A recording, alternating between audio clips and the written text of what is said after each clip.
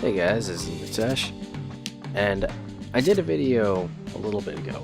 Didn't actually get around to uploading it, but it was me starting out with the game Bloodrealms. Now, I did say at the end of that I was going to be playing around with it a bit and then coming back with a more complete opinion on it. So, here we are. Now, gotta say, that's my opinion on it. Is it a good game? It's definitely got potential, you know? I definitely think that if they keep building onto it, it could be really good. And, hell, maybe when I get further into the campaign, I might really kind of change my mind on it. But at this point, I'm not too thrilled about the way it's balanced. Specifically, I kinda don't really feel like it is very well balanced. I got a new character to play as through Humble Bundle. Also came with a few packs, but the new character is a little very much on the overpowered side. The way the characters work is that each character has a different of realms of magic. You know, to put it in simpler terms, they can use different colors. And this one has the myth realm and the nature realm. So you get some nice big creatures through the nature realm, and you get some very powerful out of the myth realm.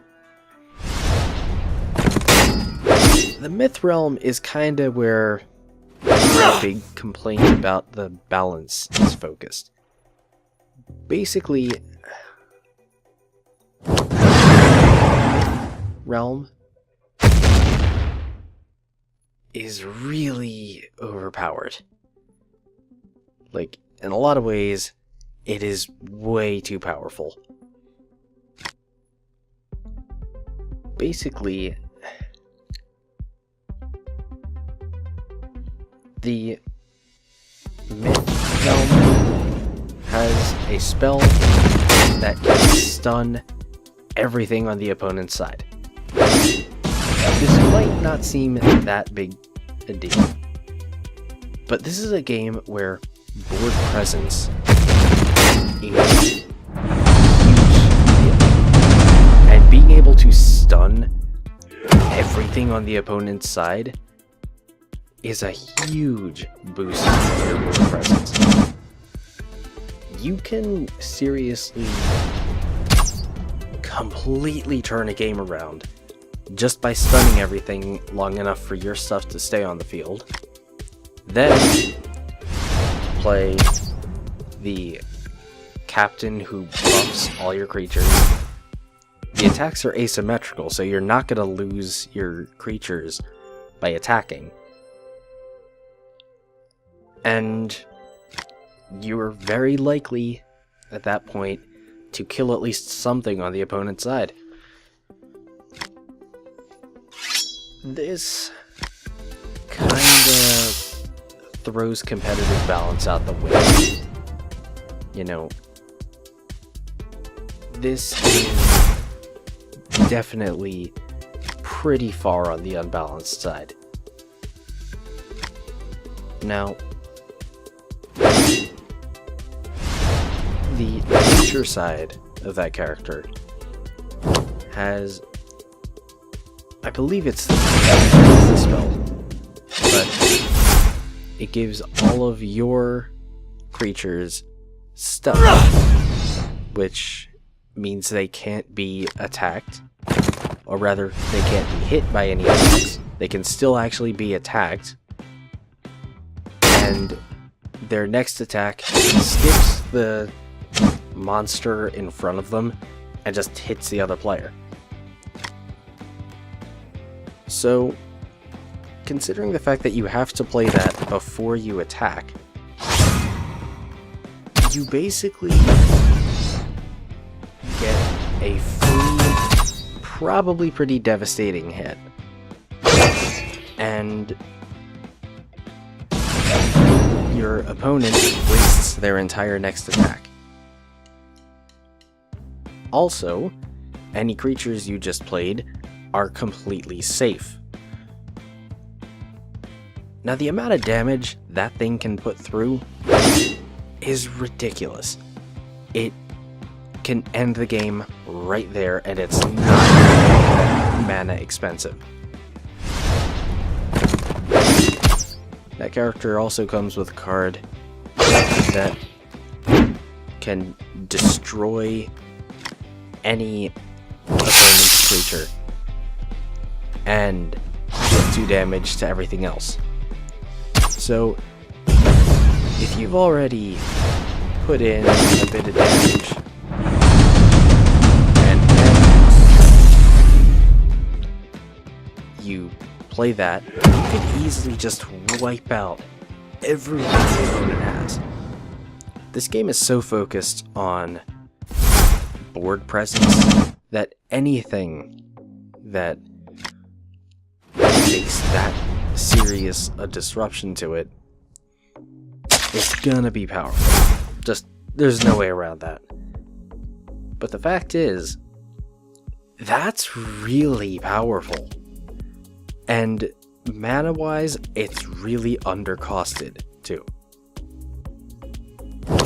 Now, I'm saying that using this character like almost exclusively. But basically, I play this game, and I just kind of feel invincible. I kind of feel like nothing is actually gonna hurt me. And that's probably not the way it's supposed to go. You know, it's probably supposed to be a challenge at some point. And I'm not feeling that at all. The stun and stealth mechanics are really very powerful. And really very easy to get a hold of. And the fact that the combat is asymmetrical, you know, on one hand, it makes some cheaper creatures actually because cheap creature versus cheap creature, the one that's attacking is gonna win. Cheap creature versus weakened tough creature, cheap creature might still win, depending on how weakened the tough creature is. And it'll actually buy you enough time, in the worst case, that you'll actually be ready to play some of your bigger stuff. The problem is, the bigger stuff in question gets so much better by taking advantage of the asymmetrical combat. I don't even really know if that's the right way to refer to it, but it's the way I'm gonna go with. The combat is asymmetrical, and as a result, it's next to impossible to make up for it when you don't get an early lead in terms of board position. Because as soon as you play something, opponent just kills it. Play something again, opponent kills it. And I'm kind of faulting the campaign in addition with that, because that never actually happens to you. That happens for you more than it ever happens to you. So, bottom line here, would I recommend it? I mean, you can check it out. It is free to play with an in-game store that I haven't actually found a reason to actually put any money towards. You know, it's easy enough to get gold. You have your daily quests, and you know, it's easy enough to do that. But I haven't actually tried the arena mode, and I kind of get the feeling that the arena mode ends in about 3 turns, because you get ahead in board position and the opponent just gives up. That's what I suspect happens in the arena mode. Don't actually know, I haven't tried it. As for how much I'm going to be doing with it, I've been playing a little with the campaign. I'm probably not going to be playing too much more of it, because again, I kind of feel invincible. I feel like none of this stuff is actually going to hurt me. So, it's really kind of boring when you don't really feel like you have to try. So, that's my takeaway from it. Not a bad game, but don't really know how much I would invest in it. Anyway, keep enjoying the videos, and subscribe to help the channel and see more.